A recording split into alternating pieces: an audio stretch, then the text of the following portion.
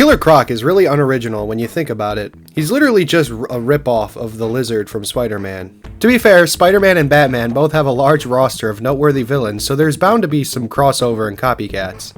In case you didn't know, Marvel stole a bit from DC too. I mean, Iron Man fights Scarecrow. That's literally just the same character, but fighting Marvel characters instead of Batman. What, did Stan Lee feel jealous of this character and just said, screw it, I do what I want. Excelsior. I want this character in the Thunderbolts movie. Marvel, please. Marvel, please. Oh, please. Oh, please. Oh, please. Oh, please. Oh, please.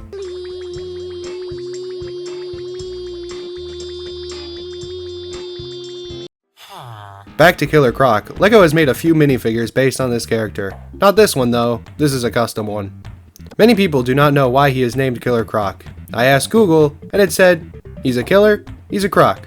What are you, jokester? I'm Steve. So yeah, this is the backstory part of the video. Listen up, because I'm not going to say this again. You're lucky I'm saying a backstory at all. I feel like most Spider-Man and Batman villains is just a normal guy that had a few bad things happen to them. Mr. Beast, Рис, Mr. Beast, yes, Рис, посмотри вниз. Guess what his backstory is? He was a sideshow wrestler with a condition that made him the way that he is, and he went insane, because what else are you going to do when zigzagging becomes difficult? Thus, a life of crime, eating people, and being the muscle for other criminals. Therefore, he is awesome. These kind of villains always slap because their job is just to be a hard person to fight. Also, that is his full backstory. I didn't make it up. You can fact check me on this. If I'm wrong, oops! I don't care. Anyway, he has only had 2 theatrical appearances due to Suicide Squad and the Lego Batman movie. That's an odd club to be in. I liked Suicide Squad for like 2 weeks.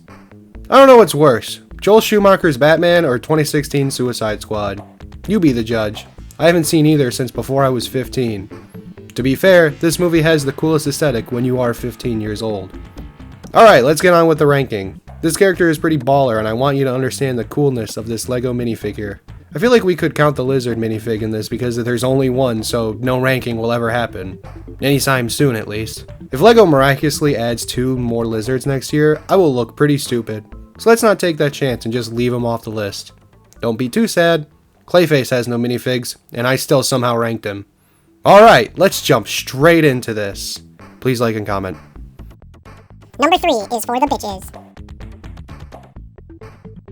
Coming in 3rd place is the Killer Croc from Suicide Squad. I think this is the Killer Croc from Suicide Squad because the set he came in had Katana and Captain Boomerang, who was also in Suicide Squad. If you know this, Suicide Squad was a bad movie. Thankfully, LEGO didn't immortalize it with a set because this would barely count as a Suicide Squad set.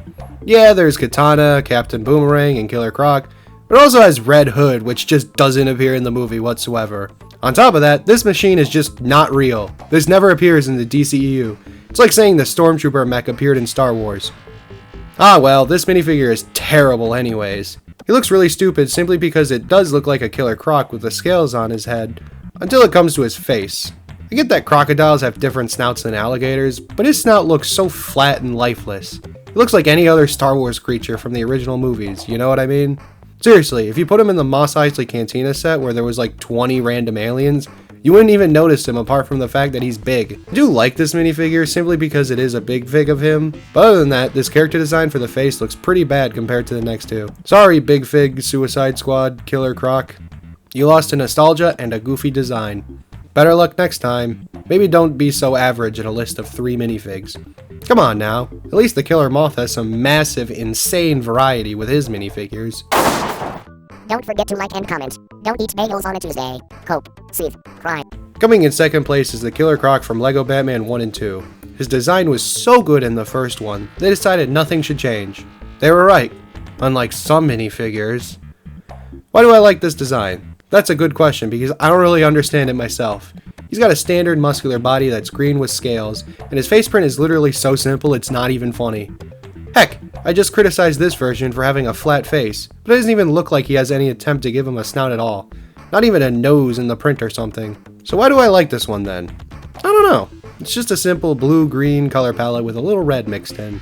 I'm so used to minifigures having some odd shape to make them stand out, that when a good standard shape minifig comes along, I am shocked. I prefer the classic Tusken Raider over the modern one for this exact same reason.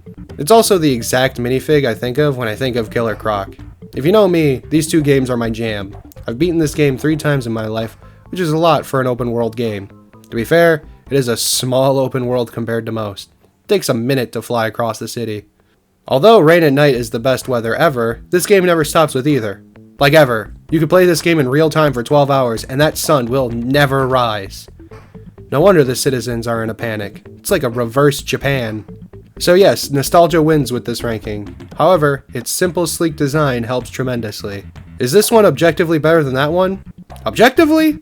Maybe. I don't know. However, our next spot on the list is objectively the best Killer Croc. Seriously, this movie wins again? Coming in first place is the Killer Croc from the Lego Batman movie. At this point, it should be obvious that the Lego Batman movie designs are the best this franchise is going to get, despite the fact that the most of them appear for like 5 seconds in total. You know, except the character that you want to be well designed for a Batman movie. The main thing that puts this one at the top spot is the fact that it is a unique big fig. But what really sells it for me is that the Lego crocodile piece is the head. Like, this corny ass design meant for this animal is just put on a supervillain monster in their Lego movie appearance. The IQ required to design this character is off the charts. It's usually said that women with big asses produce smart children. I want to see the behind on the mother that birthed the person who decided this. This is the most genius design choice of all time, to the point that it is literally impossible for this character to be passed. What else can they possibly do? I am being serious, there is literally never going to be a better design.